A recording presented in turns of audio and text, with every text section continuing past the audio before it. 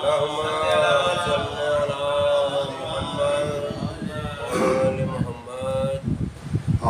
بالله من الشيطان الرجيم لا حول ولا قوة إلا بالله العلي العظيم بسم الله الرحمن الرحيم الحمد لله رب العالمين والصلاة والسلام والتحية والإكرام على نبي المبشر والرسول المصدق والمحمود الأمجد النبي الأمي المكي المدني القرشي الهاشمي الأقطعي مولانا ومولى الثقلين جد الحسن والحسين بالقاسم محمد اللهم صل على محمد وآل محمد ثم الصلاة على آله الطيبين الطاهرين المعصومين المظلومين من الآن إلى قيام يوم الدين أما بعد فقد قال الله الحكيم بسم الله الرحمن الرحيم وإنك لعلى خلق عظيم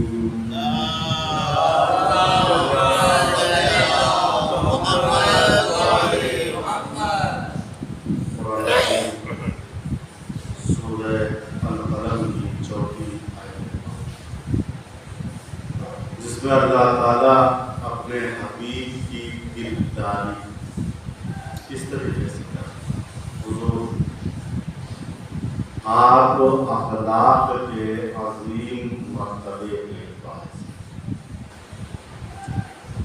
میں نے عرض کیا کہ اخلاق حسنہ میں ایک عظیم صفت کا نام صحابت. صحابت یہ حد وسط ہے. اس کا ایک افراد ہوتا ہے، ایک تفدید ہوتا ہے. جیسے شجاعت بھی حد وسط ہے. شجاعت ایک بات ہے، اس کا حد افراد ہے بہت کم، اس کا حد تفویض ہے زیادہ.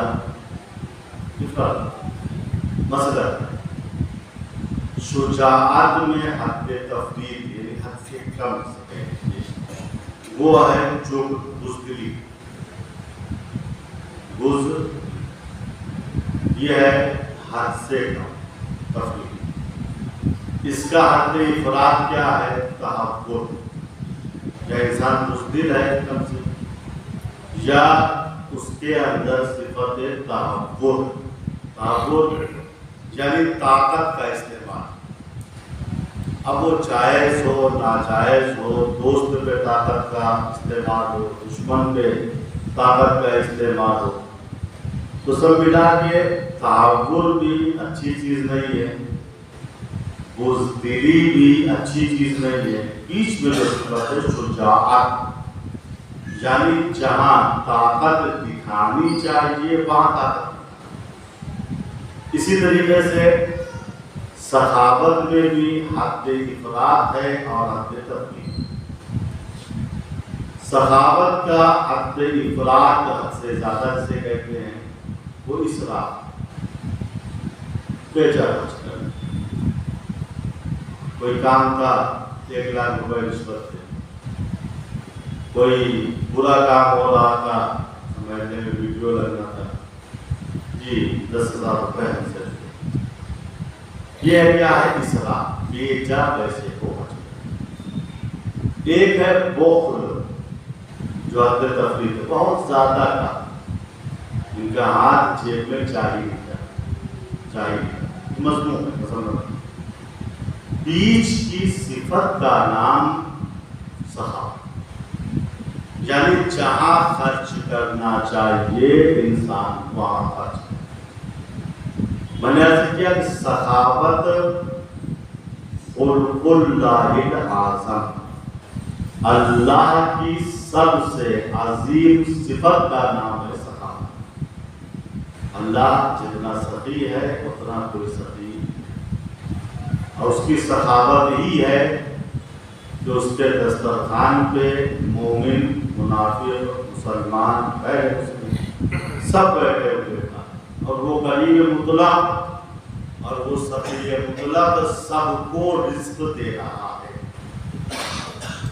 روایت کہتی ہے کہ سخاوت کا ایک فائدہ یہ ہے، السخی قریب من اللہ، سخی انسان اللہ سے قریب ہوتا ہے۔ کیوں؟ چونکہ الہی صفت سخاوت اس کے اندر موجود ہے، لہذا یہ سخی اللہ سے قریب من الناس، سخی انسان لوگوں سے بھی قریب رہتا ہے، ان کے دلوں میں رہتا ہے، ان کے دماغوں میں رہتا ہے، چونکہ جو انسان جس کا کھاتا ہے اسی کا کھاتا ہے، تو سخی اللہ سے بھی قریب ہوتا ہے، بندوں سے بھی قریب ہوتا ہے۔ وَقَرِيبٌ مِّنَ الْجَنَّةِ، جو اللہ سے بھی قریب ہو گیا، بندوں سے بھی قریب ہو گیا، آٹومیٹک وہ جنت سے بھی قریب ہو جاتا ہے۔ اسی لیے روایت کہتی ہے کوئی بخیل جنت میں نہیں جائے، جنت اہل سخاوت کا گھر ہے، اور سخاوت کا سرچشمہ میں نے عرض کیا عوض کے ملنے کی امید ہے۔ ہم نے اللہ کے راہ میں اتنا خرچ کیا ہے، اللہ ایک کے بدلے میں 10 دے۔ اسی لیے قرآن نے کہا دیکھو نہ اسراف کرو نہ بخل کرو، سخاوت۔ لا تجعل یدک مغلولۃ الی عنقک ولا تبسطها کل البسط فتقعد ملوما محسورا۔ دیکھو اپنے ہاتھ کو گردن سے باندھے مت رکھو، جیب کے اندر ہاتھ چاہیے نہیں تھا، مغلولۃ ایسے نہ نیچے جاؤ جیب کے اندر بھی ہاتھ، تو یہ قرآن کہتا ہے، یہ حدیث میں نہیں۔ قرآن کہتا ہے دیکھو اپنے ہاتھ کو گردن میں مت باندھو، ولا تبسطها کل البسط، اور ایک دم ہاتھ کو کھول بھی نہ دو، نہ بخل ہو نہ اسراف، نہ بخل ہو نہ اسراف، ورنہ نتیجہ کیا ہوگا؟ فتقعد ملوما محسورا، تو ایک دن وہ آئے گا اگر اسراف سے کام لیا یا بخل سے کام لیا تو تم مورد ملامت قرار پاؤ گے، تو برا کہیں گے تم کو، اور تم حسرت میں پڑے رہو، اے کاش میں فلاں جگہ پیسے کو خرچ کر دیتا تو اس کار نیک کا ثواب جاریہ قیامت تک ہمارے لیے بات۔ لہذا ہم خالی ہاتھ دنیا میں آئے، خالی ہاتھ دنیا سے جائیں، لہذا ہم کو چاہیے کہ ہم سخی بنیں، اللہ اور رسول کی صفت اپنے اندر پیدا کریں۔ شیطان کا کام کیا ہے؟ شیطان جب مرد مومن خرچ کرنے لگتا ہے تو اس کے دل میں وسوسہ ہے، زیادہ خرچ کرو گے اللہ کی راہ میں تو فقیر ہو جاؤ گے۔ آج یہ چندہ مانگنے آ رہے ہیں، اگر 1000 روپے دے دیا تو دوسرا بھی آئے گا 1000 روپے دے دیا، پھر شہر میں بات مشہور ہو جائے گی فلاں صاحب 1000 سے کم چندہ نہیں دیتے، تو شہر میں جتنے پروگرام ہو رہے ہیں سب آئیں گے، 1000 دینا پڑے گا، آخر میں ہم فقیر ہو جائیں گے۔ یہ کہتا ہے شیطان، خرچ کرو گے الشیطان یعدکم الفقر، قرآن کہتا ہے شیطان تم کو فقر کے وعدے میں ڈالتا ہے، کہتا ہے نظر فقیر ہوگا، لیکن اللہ کیا کہتا ہے من جاء بالحسنۃ فلہ عشر امثالها، ہماری راہ میں خرچ کر کے دیکھو، ہم ایک کے بدلے میں 10 دیں، دنیا کے اندر بھی دیں گے، مرنے کے بعد بھی دیں گے۔ اور یہ حدیث ہے کہ البخل بالموجود سوء الظن بالمعدوم، جو انسان موجود مال پر بخل کرتا ہے، 1 لاکھ روپے ہیں ہمارے پاس، ہم کنجوسی کرتے ہیں، بقیہ کیا ہوگا، زمانے آئندہ میں کیا ہوگا، مستقبل میں کیا ہوگا، ٹھیک ہے؟ ارے جس خدا نے ہمیں 1 لاکھ دیا ہے، آنے والے زمانے میں 10 لاکھ دیا، ابھی تھوڑا دیا ہے، اسے بھی تو دیا ہے، ابھی تھوڑا دیا ہے، اور جو آج کا رازق ہے کل کا بھی رازق ہے۔ شیطان کہتا ہے فیوچر دیکھو، فیوچر، اللہ بھی کہتے ہیں فیوچر دیکھو، خرچ کرو، فیوچر دیکھو، شیطان کہتا ہے خرچ نہ کرو، فیوچر دیکھو۔ کیا فرق ہو گیا؟ شیطان ہم کو دنیاوی فیوچر دکھا رہا ہے، اللہ ہم کو ایسا فیوچر دکھا رہا ہے جو فیوچر کبھی ختم ہی نہیں ہوگا۔ سلوات پڑھیں۔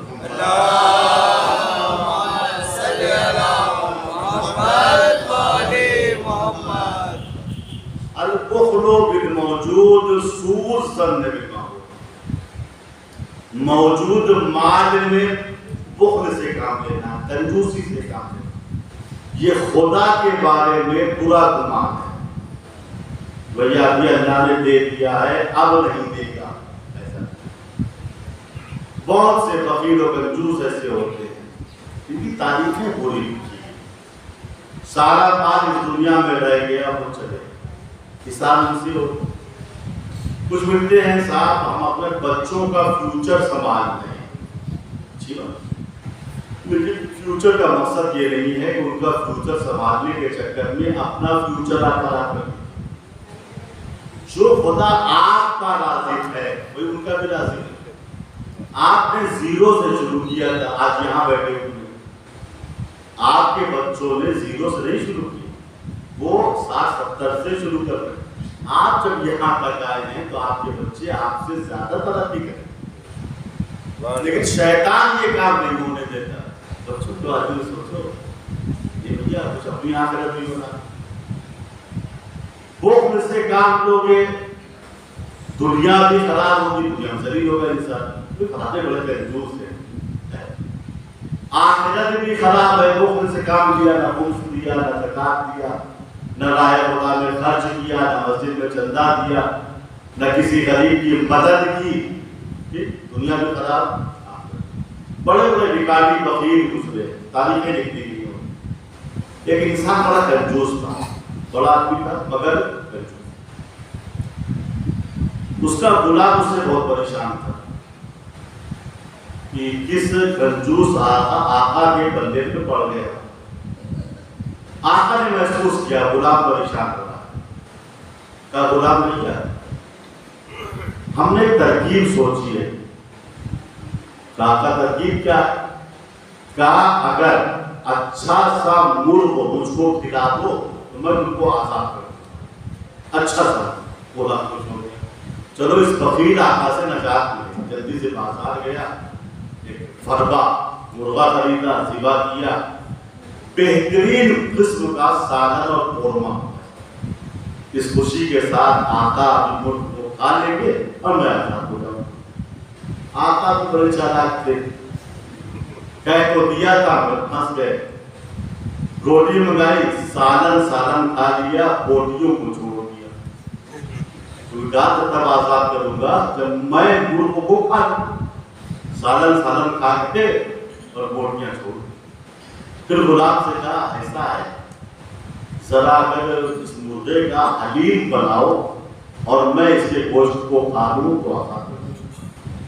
غلام چلا گیا، گوشت کو پھر سالن سے نکالا، اس کا اچھا سا حلیم بنا لے گیا، بسم اللہ، یہاں بھی آقا نے وہی حرکت، حلیم نکال کے کھا لیا، گوشت کے ٹکڑوں کو چھوڑ دیا۔ پھر غلام کو دیکھتا رہ گیا، آج بھی میں آزاد نہیں ہوا۔ انہوں نے کہا ذرا اس کا قیمہ بنا دو، اگر میں نے قیمہ کھا لیا گوشت ختم ہو گیا تو میں تم کو آزاد کر دوں گا۔ غلام دیکھ رہا تھا کہ جتنی مرتبہ میں گوشت پکاتا ہوں یہ آقا چیز کو کھا لیتا ہے مگر مرغے کو چھوڑ دیتا ہے، چونکہ کھا لے گا تو اس کو آزاد کرنا پڑے گا۔ ایک دن عاجز ہو کر غلام نے ہاتھ جوڑ کر کہا میرے آقا آزادی کی تمنا میرے دل سے نکل گئی ہے، آپ مجھ کو آزاد کیجئے یا نہ کیجئے، برائے کرم اس مرغے کو آزاد کر دیں۔ صلوات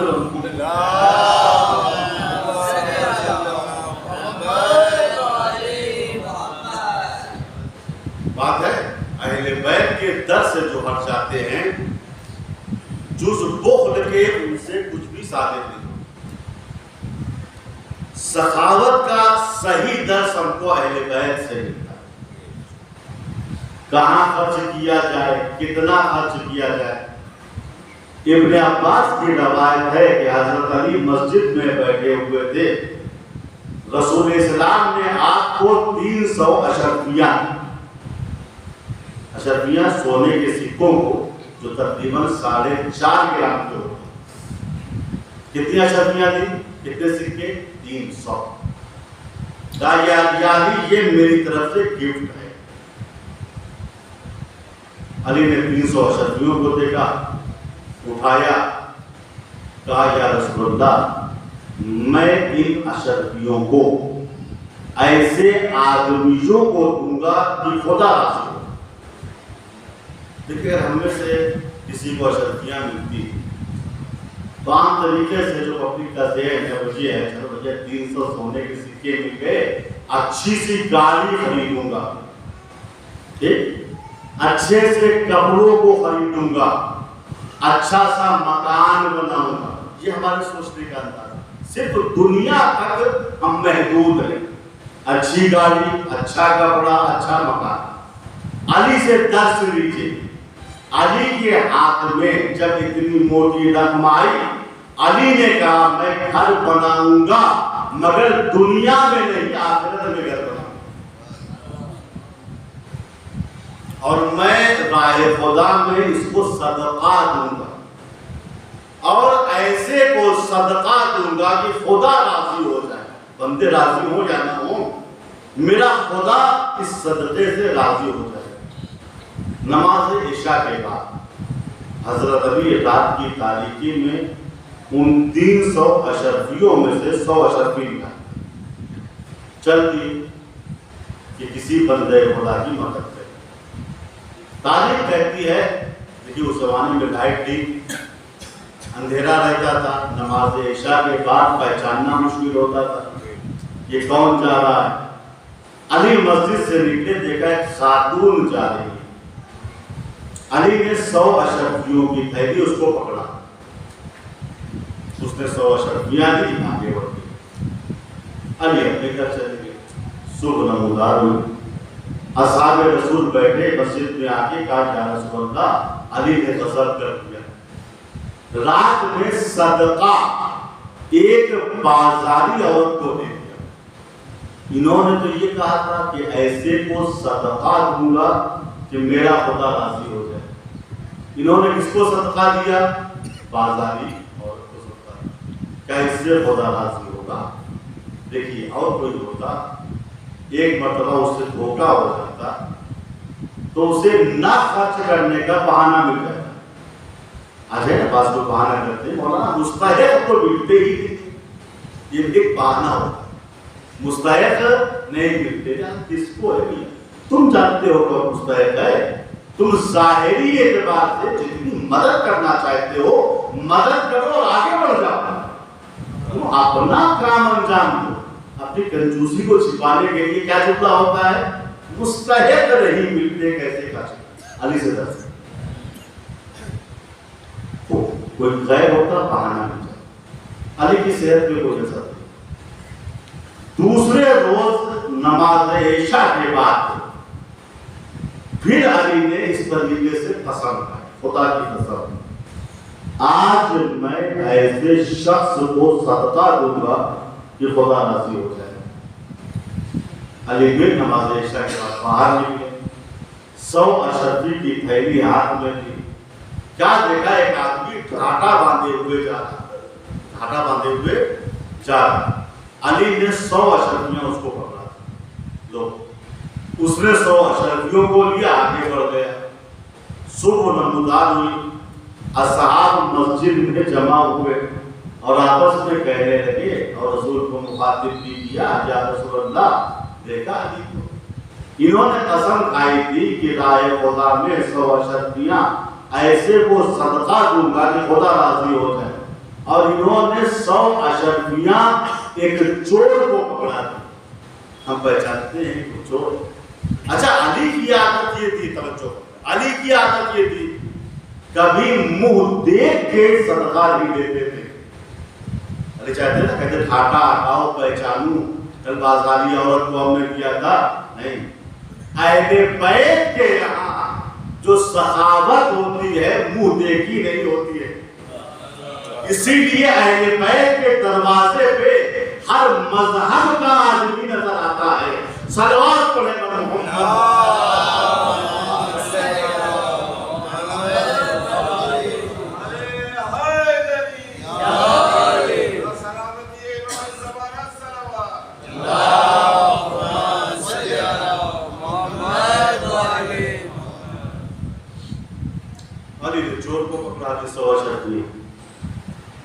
تیسرے روز نماز عشاء کے بعد کچھ 100 اشرفیاں اور بچی تھی۔ علی نے پھر کہا خدا کی قسم، آج یہ 100 اشرفیاں میں خدا کی راہ میں ایسے شخص کو صدقہ دوں گا کہ خدا راضی ہو جائے۔ پھر علی نکلے، دیکھا ایک صاحب جا رہے ہیں، علی نے 100 اشرفیاں ان کو پکڑا، وہ 100 اشرفیاں لیتے ہیں، آگے بڑھ جاتے ہیں۔ اصحاب دیکھیے دو مسئلے میں لگے ہوئے تھے، علی کہاں خرچ کر رہے ہیں، کیسے خرچ کر رہے ہیں۔ بھائی میں نماز عشاء کے بعد نکلتا ہوں، کسی کو کچھ دیتا ہوں، کسی سے لیتا ہوں، آپ میرے کردار میں تحقیق کرنے والے کون ہوتے ہیں؟ لیکن علی چونکہ معصوم تھے، ان سے خطا کا امکان نہیں تھا، اور یہ چاہتے تھے کہ علی کے عمل میں نقص نکالے۔ علی رات کی تاریکی میں نکلے، اس آدمی کو 100 دینار صدقہ دیا۔ دینار اور اشرفی ایک ہی چیز ہوتی ہے، سونے کے سکوں کو بعض جگہ دینار کہتے ہیں، بعض جگہ اشرفی۔ تو علی نے وہ 100 اشرفیاں اور دینار ایک ساتھ کو دیا، انہوں نے لیا اور لے کے چلے گئے۔ صبح نمودار ہوئے، اصحاب جمع ہوئے، رسول بھی بیٹھے ہوئے ہیں، کہا یا رسول اللہ غضب ہو گیا۔ آج بھی علی سے دھوکہ ہو گیا۔ علی نے 100 اشرفیاں ایک سیٹھ کو، ایک غنی کو صدقہ دے دیا۔ کسی غریب کو دیتے، کسی فقیر کو دیتے، توجہ۔ اچھا وہ غنی صاحب بھی ایسے تھے، انہوں نے 100 اشرفیاں لی اور لے کے آگے بڑھ گئے۔ یہ علی کا کمال ہے، علی نے کسی غنی کے آگے ہاتھ نہیں پھیلایا۔ اہل دنیا علی سے مانگ مانگ کر غنی بن گئے۔ صلوات پڑھے بر محمد۔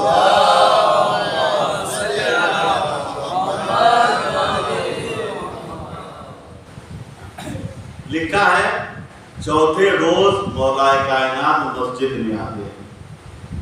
اصحاب یہ سمجھ رہے تھے اب رسول اللہ علی کو توبیخ کریں گے، یا علی ایسا کام مت کیا کرو، 100 دینار صدقہ دے دیتے ہو، کبھی بازاری عورت کو صدقہ دے دیا، کبھی کسی چور کو صدقہ دے دیا، کبھی کسی غنی کو صدقہ دے دیا، لوگ سمجھتے ہیں رسول توبیخ کریں گے، علی کو تحقیق کریں گے، علی سے یہ کہیں گے آئندہ ایسا کام مت کرنا۔ لیکن جیسے علی مسجد میں آئے، رسول مسکرائے، مسکرا کے کہا یا علی مبارک کو، تمہارا تینوں رات کا صدقہ اللہ کی راہ میں قبول ہو گئے۔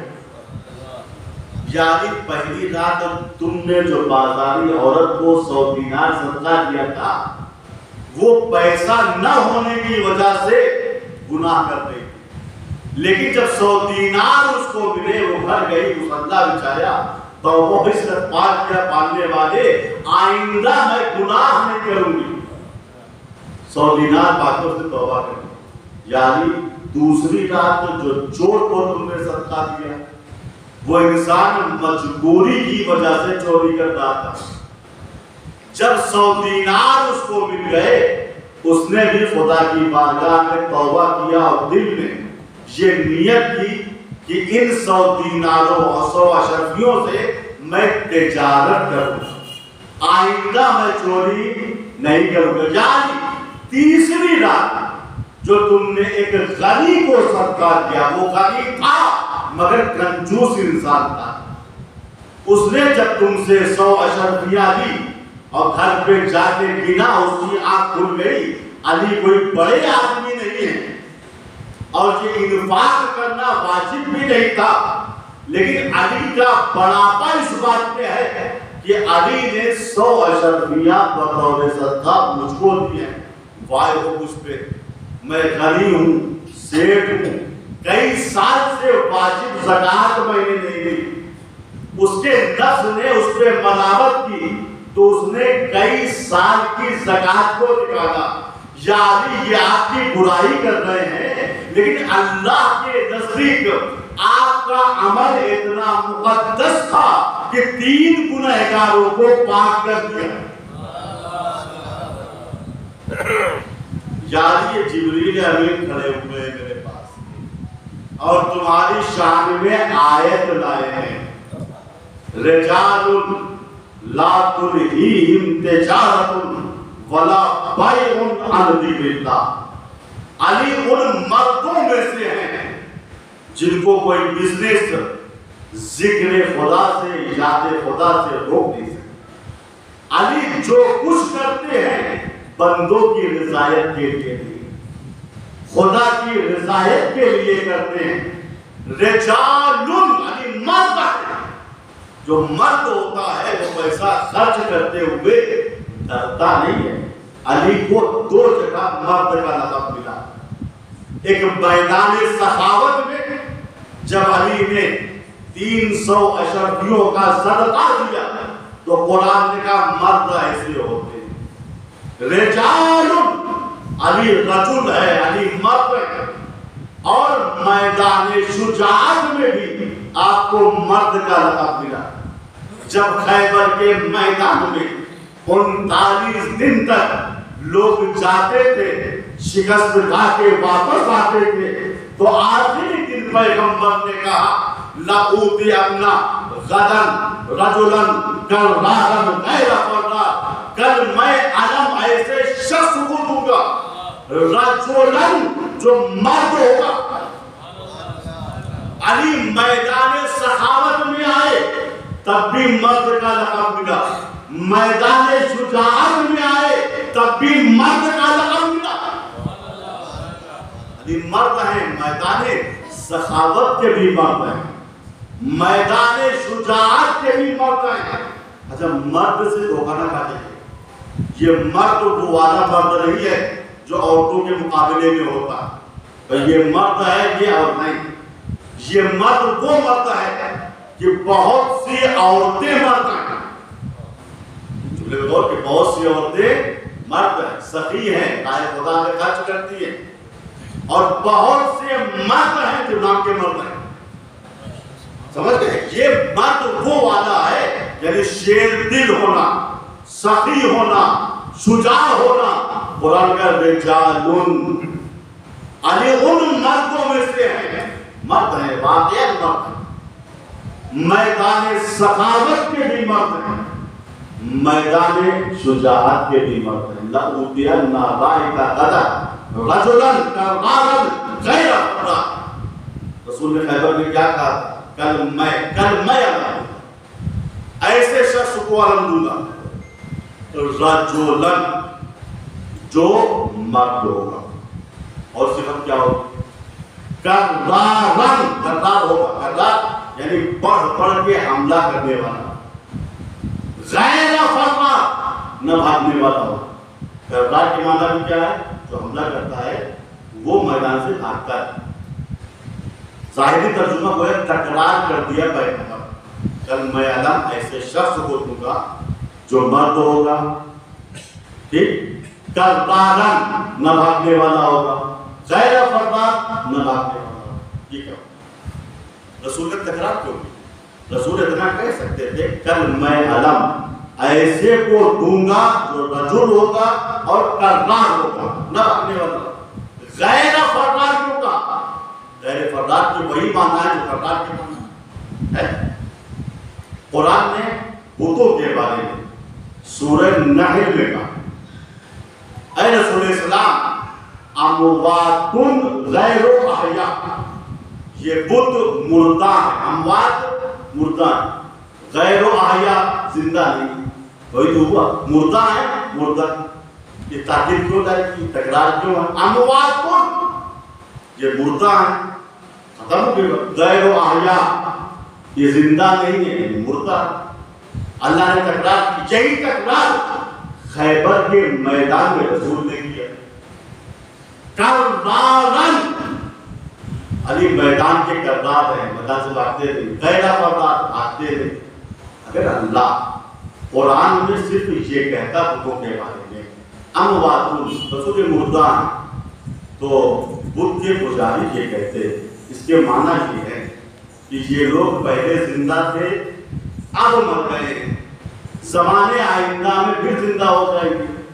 لیکن اللہ نے اموات کے بعد غیر احیاء کی قید لگا کے بتا دیا کہ یہ باطل خدا پہلے بھی مردہ تھے، اب بھی مردہ ہیں، قیامت تک مردہ رہیں گے۔ اگر خیبر کے میدان میں رسول علی کے بارے میں صرف یہ کہتے کرارن علی کرار ہے، تو بعض لوگ یہ کہتے اس کا مقصد یہ ہے علی پہلے میدان سے بھاگ جاتے تھے، آج نہیں بھاگیں گے۔ لیکن رسول نے کرار کے بعد غیر فرار کی قید لگا کے بتا دیا علی ایسے مرد کا نام ہے جو نہ کل بھاگا تھا، نہ آج بھاگے گا، نہ قیامت تک بھاگے گا۔ صلوات پڑھے گا۔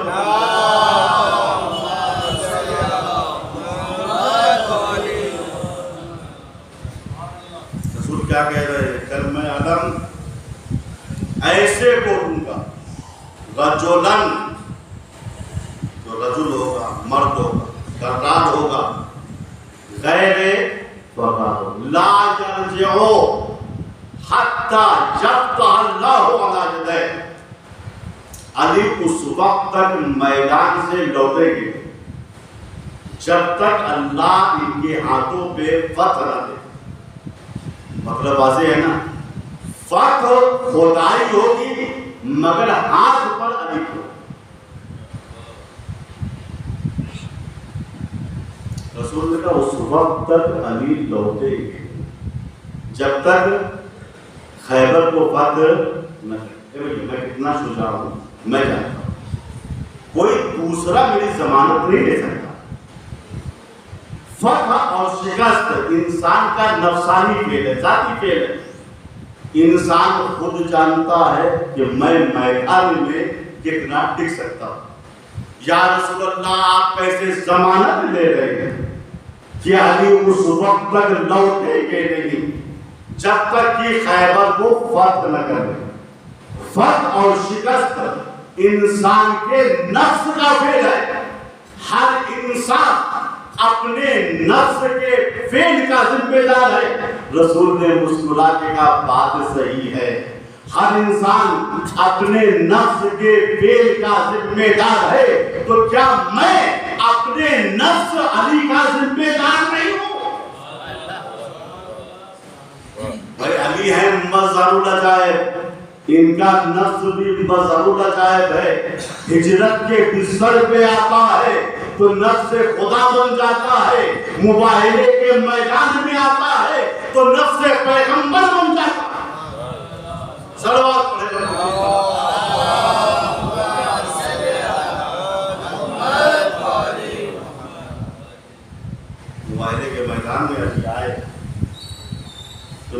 سے پیغمبر. اور یہ مباہلہ ایک ایسی کامیابی ہے جو تلوار کے ذریعے تھی. مباہلہ عیسائیوں سے ہوا. یہ عالم لوگ تھے, دنیا دار لوگ نہیں تھے. انہوں نے تلوار نہیں اٹھائی تو ان کے مقابلے میں بھی تلوار نہیں تھی. لہذا میدان مباہلہ کے مجاہد بھی الگ ہے. دیکھیے, میدان جنگ کے مجاہد اور ہوتے تھے, اس میدان صلح کے مجاہد ایک دم الگ. میدان صلح, میدان مباہلہ میں جو رسول اسلام آئے تھے, کس کے ساتھ آئے تھے؟ حضرت علی کے ساتھ آئے تھے, امام حسن اور امام حسین کے ساتھ آئے تھے, بچے اپنی بیٹی کے ساتھ. ان جنگوں میں جو تلوار کی جنگیں تھیں, ابھی تک امام حسن اور امام حسین نہیں گئے. ان جنگوں میں بی بی سیدہ نہیں گیا. ٹھیک, وہ جنگ اور ہے, یہ جنگ. لیکن ایک مجاہد ہے جو نہیں بدلا, جو اس جنگ میں بھی ہوتا تھا اس جنگ میں بھی آیا. لیکن اس فرق کے ساتھ, اس جنگ میں ہوتا تھا شجاع بن کے, بہادر بن کے. اس جنگ میں آیا ہے, میدان صلح میں آیا ہے, باب مدینہ کی. اسی لیے رسول نے درس دیا, دیکھو حق کی راہ میں جو جنگ عسکری قوت کے لیے ہوتی ہے, دنیاوی اعتبار سے اس میں فتح حاصل کی جاتی ہے, تو اس میں بچوں کا کام نہیں ہوتا, عورتوں کا کام نہیں ہوتا. لیکن جو جنگ کسی ذہنیت کو ختم کرنے کے لیے ہو, اس میں بچوں کا بھی کام ہوتا ہے, اس میں خواتین کا بھی کام ہوتا ہے. یہیں سے حسین کا کردار سامنے. اگر حسین دنیاوی اعتبار سے یزید کو شکست دینا چاہتے تو عباس کی ضرورت تھی, علی اکبر کی ضرورت تھی, قاسم کی ضرورت تھی, حبیب و سہیل کی ضرورت تھی. لیکن زینب کی ضرورت تھی, ام کلثوم کی ضرورت نہیں, فاطمہ کبریٰ کی ضرورت نہیں, بی بی سکینہ کی ضرورت نہیں. لیکن حسین صرف ایک یزید کے مقابلے میں جہاد نہیں کر رہے, بلکہ حسین ابن علی یزیدیت کی جو ذہنیت تھی اس کو ختم کرنا چاہتے. اور اسی عزم و ارادے کے ساتھ صحرا کا نام کربلا, اور آپ کے ساتھ جتنے مجاہد تھے سب فنا باللہ, اللہ والے. حبیب ابن مذاہب یہ کون تھے؟ کانا تختم القرآن فی لیلۃ واحدہ, آپ ایک رات میں ختم قرآن کی. مسلم ابن اوسجہ کون تھے؟ کہ یہ کوفے کے عابدوں اور زاہدوں میں سے. جتنے بھی حسین کے صحابی کربلا میں ہیں سب اللہ والے, اتنے اللہ والے کہ ہم تصور بھی نہیں کر سکتے. جب آدمی ایک دم اللہ والا ہو جاتا ہے تو اس کے لیے موت زندگی سے شیریں ہو جاتی ہے. اور حسین کے جوان کا جو حوصلہ ہے وہ بچے کا حوصلہ. اسی لیے شب عاشور جب حسین ابن علی نے قاسم سے پوچھا کیف الموت عندک یا بنیا, تم اجازت تو مانگ رہے ہو نا, موت تمہارے نزدیک کیسی ہے؟ قاسم نے کیا کہا؟ اعلی من الاسد, میرے چچا میرے نزدیک موت شہد سے زیادہ میٹھی. حسین قاسم کو اجازت نہیں دے رہے. بڑی مشکل سے حسین نے یہ بتایا, قاسم تمہارا نام فہرست شہداء میں, بڑی مشکل سے بتایا. چونکہ حسین جب شب عاشور فہرست شہداء سنا چکے تو قاسم کھڑے ہوئے, کہا چچا سب کا نام آیا, میرا نام نہیں آیا, کیا میں کل شہید نہ ہوں؟ حسین ابن علی نے دو نام مصلحتاً بیان کیے, ایک قاسم کا نام تھا, ایک علی اصغر کا نام. لیکن جب امتحان قاسم ہو چکا تو حسین نے مسکرا کے کہا بیٹا قاسم, شہیدوں کی فہرست میں تمہارا بھی نام ہے اور تمہارے چھوٹے بھائی علی اصغر کا نام لکھا ہے. قاسم نے اپنا نام سنا تو خوش ہو گئے, لیکن جب علی اصغر کا نام سنا تو رو کر کہا میرے چچا کیا اشقیاء خیموں کے اندر آ جائیں گے؟ حسین نے کہا نہیں میرے نام، اشقیاء خیموں کے اندر نہیں آئیں گے، بلکہ میں علی اصغر کو میدان میں لے کے جاؤں گا، پانی کا سوال کروں گا، اس کے عوض میں شیرے، اس کے عوض میں ہرملہ ملعون بچے کو تیر مارے گا، یہ بچہ میرے ہاتھوں پہ منتقل ہو جائے۔ اس کا مقصد یہ ہے کہ قاسم یہ تصور کرنے پہ تیار نہیں تھے کہ اشیاء ترانہ خیموں کے اندر آ جائیں۔ میں کہوں گا شہزادے قاسم ذرا عصر عاشور کے بعد آ کے دیکھیے، خیموں میں آگ لگی ہوئی ہے، بچوں کو تماچے مارے جا رہے ہیں۔ اجرکم اندازہ ڈالو، قاسم کا ماتم علی اکبر سے کم نہ کیجیے گا، چونکہ قاسم یتیم ہے اور یتیم کا دل چھوٹا ہوتا ہے۔ روز عاشور نمودار ہر شہید کے بعد قاسم آتے تھے، چچا اب میری نوبت آ گئی، آپ نے شب عاشور بتایا تھا کہ میرا نام فہرست شہداء میں ہے۔ حسین سر چکا ہے، حبیب شہید ہوئے، حبیب کے بعد قاسم آئے، چچا اب اجازت دے دی۔ زہیر کے بعد قاسم آئے، یہاں تک کہ حبیب شہید ہو گئے، زہیر شہید ہو چکے، اولاد جعفر کام آ چکی، اولاد عقیل کام آ چکی، اب قاسم دیکھتے ہیں مجھے اجازت نہیں ملے گی۔ مقتل کی کتابیں کہتی ہیں فَلَمْ يَزَلِ الْغُلَامُ يُقَبِّلُ يَدَيْهِ وَرِجْلَيْهِ حَتَّى أَذِنَ لَهُ۔ قاسم نے آگے بڑھ کے چچا کے ہاتھ پیر چومنے شروع کر، چچا آپ کو اجازت دے دیجئے۔ پھر امام حسن کا نامہ یاد آیا، جب نامے کو دکھایا تو لکھا ہے حسین ابن علی نے قاسم کو گلے سے لگایا، چچا بھتیجے اتنا روئے کہ دونوں غش کھا کے زمین پہ گر گئے۔ جب غشی سے افاقہ ہوا، حسین ابن علی نے قاسم کو سجانا شروع کیا، سر پہ امام حسن کا عمامہ باندھا، ثم البس ثيابه بصورة الكفن، پھر ایک لباس کفن کی شکل میں قاسم کے جسم، کفن کی شکل میں ایک لباس قاسم کے جسم پہ ڈال دیا، گریبان چاک کر دیا، میرا بیٹا میرا بھتیجا یتیم ہے، شاید اشیاء کو اس پہ ترس آ جائے۔ اشرف مولانا روایتیں کہتی ہیں امام حسین نے قاسم کو آغوش میں لیا، گھوڑے پہ بٹھایا، یعنی قاسم اتنے چھوٹے تھے کہ خود سے گھوڑے پہ سوار نہیں ہو سکتے تھے، اور جب قاسم جانے لگے بہت دور تک امام حسین قاسم کے پیچھے پیچھے چل رہے تھے اور کہہ رہے تھے تمشی برجلک الی الموت یا برجا، اے میرے لال تم اپنے پیروں سے چل کے موت کی طرف جا رہے ہو۔ لشکر یزید کا سپاہی حمید ابن مسلم کہتا ہے جب قاسم خیمہ حسین سے نکل کے مقتل آئے ہیں تو ایسا لگا کوئی چاند حسین کے خیمے سے نکلا اور بنی امیہ کے بادلوں میں آ کے چھپ گئے۔ قاسم مقتل میں آتے ہیں، مبارزت طلبی کی، ہے کوئی جو میرے مقابلے میں آیا؟ اس علیہ ساتھ نے کہا عزت تیری نمک حلالی کس دن کام آئے گی، جا اس بچے کا کام تمام کر دے۔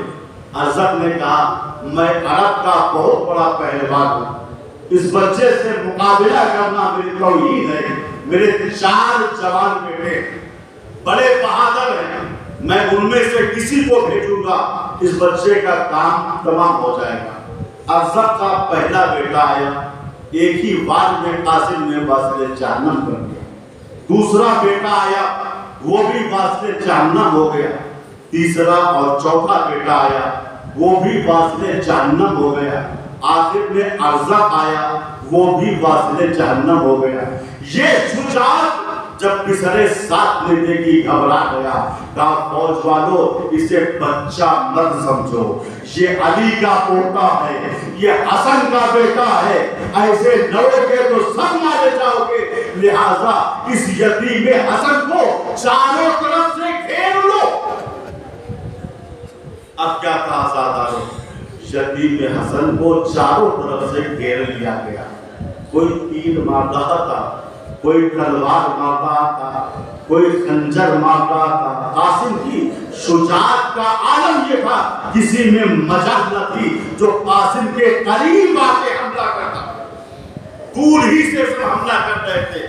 علامہ فاضل بستانی کہتے ہیں قد انقطع شسع احدہما، اثناء جنگ میں قاسم کی جوتے کی ڈوری کٹ گئی. اور قاسم کے اطمینان کا عالم یہ ہے کہ جھک کر جوتے کی ڈوری کو باندھنے لگے. اب ایک شقی کو موقع مل گیا، پشت قاسم پہ آیا، تلوار کا بھرپور وار قاسم کے سر پہ کر دیا. فوقع الغلام علی وجهه وصاح یا اماہ اطلبی. قاسم منہ کے بل زمین پہ آئے اور آواز دی، اے چچا حسین میری مدد کیجئے. روایت کہتی ہے جیسے حسین ابن علی نے قاسم کی آواز سنی، فجلد حسین کما یجلد الصقر، باز شکاری کی رفتار سے حسین ابن علی قاسم کی مدد کے لیے آگے بڑھے. قاسم کا جو قاتل تھا عمرو ابن سعد ازدی، اس نے دیکھا حسین ابھی بہت دور ہے. اس ملعون نے قاسم کا سر قتل کرنا شروع کر دیا. قاسم رو رو کے فریاد کر رہے ہیں، میرے چچا جلدی کیجئے، میرے چچا جلدی کیجئے. حسین کی نگاہ قاسم کے قاتل پہ پڑ گئی. حسین کو غصہ آ گیا. حسین ابن علی نے شدہ شدتا لیس الاغضب، شیر غضبناک کی طریقے سے قاسم کے قاتل پہ حملہ کر دیا. قاتل نے دونوں ہاتھ اٹھائے، اس کے ہاتھ قلم ہو گئے. وہ چیخا، لشکر والو حسین کے حملے سے مجھے بچاؤ. لشکر یہ چاہتا ہے کہ قاسم کے قاتل کو بچا لے. حسین یہ چاہتے ہیں قاسم کا قاتل بچ کے نہ نکلنے پائے. اب جنگ چھڑ گئی، آگے کیا بیان کروں. ادھر کے گھوڑے ادھر، ادھر کے گھوڑے ادھر، بیچ میں قاسم پامالے سنے اسپا ہو رہے تھے. جب گھوڑوں کی ٹاپیں قاسم کے جسم پہ پڑتی تھی، قاسم آواز دیتے تھے، ہائے چچا، ہائے چچا، ہائے چچا. حمید ابن مسلم کہتا ہے فلمن جلت الغبرا، جب غبار تھما تو میں نے دیکھا حسین قاسم کے سرہانے کھڑے ہوئے رو رہے ہیں. قاسم ایڑیاں رگڑ رہے ہیں. حسین کہہ رہے ہیں قاسم مجھے معاف کر دینا، میں زندگی میں تمہاری مدد نہ کر سکا.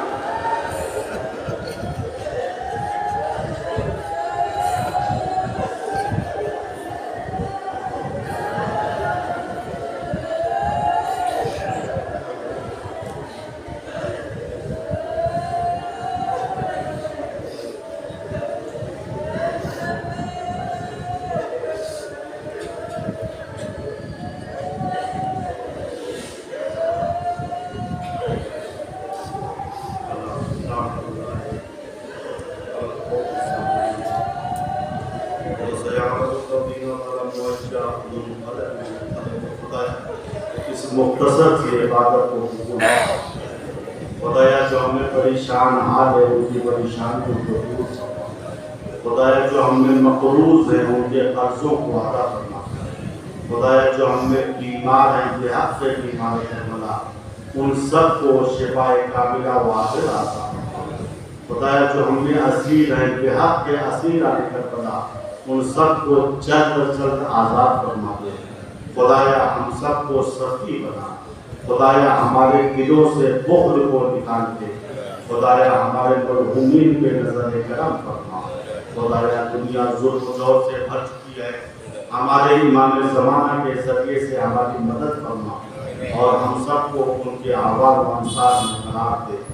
وآخر دعوانا ان الحمد للہ رب العالمین.